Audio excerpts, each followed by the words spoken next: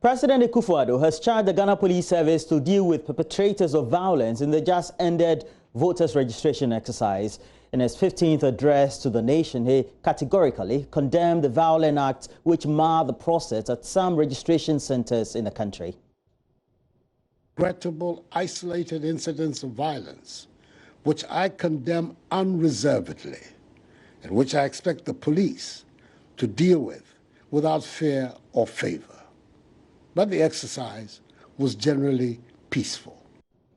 He also expressed appreciation to the Electoral Commission for what he described as the successful conduct of the voters' registration exercise. And according to the President, the transparent manner in which the process was facilitated is an indication of the commitment of the Electoral Commission to ensuring a credible register ahead of the December general elections. The remarkable nature of us, the Ghanaian people, the first colonized people in sub-Saharan Africa, to gain their freedom and independence from foreign rule, is manifesting itself again. In the midst of the pandemic, we've been able to compile a voters' register, arguably the most credible voter register in our history. Our democratic institutions continue to function effectively. There continues to be vigorous public debate on issues of public policy. Respect for the rule of law continues to be central to our governance.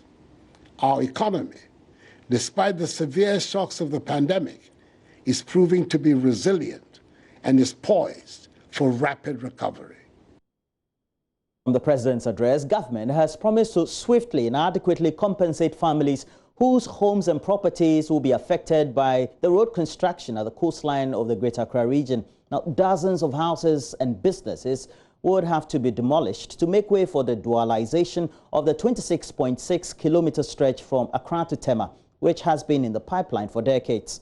At a sword-cutting ceremony to commence construction at Tunungwa in Accra, the Vice President, Dr. Mahmoud Bawumia, also charged contractors to engage the services of local artisans during the construction, which is expected to end in 24 months. Communities have archaeological sites, buildings and structures of historical importance. They are landmarks of our nation's struggle for independence, like the Osu Crossroads, one of the landmarks in our struggle for independence. But these will be preserved for posterity. We are not going to touch them.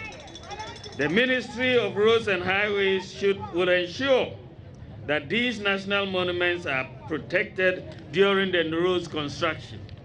The works, as stated, is being undertaken by the Ministry of Roads with the Department of Urban Roads as the implementing agency.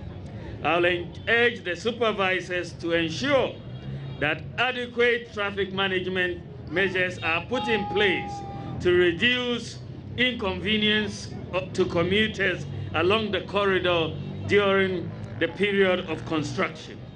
I'll also appeal to all road users to bear with the contractor and the supervisors during the construction period and cooperate with them to ensure greater public safety and an early completion. For those whose property will be affected by the project, the government will ensure that you are adequately compensated and compensated on time for the loss that you may suffer. The constructor and supervisors should ensure job opportunities, both skilled and unskilled, are available to our youth of the affected communities. This is an important aspect of our road construction guidelines to contractors.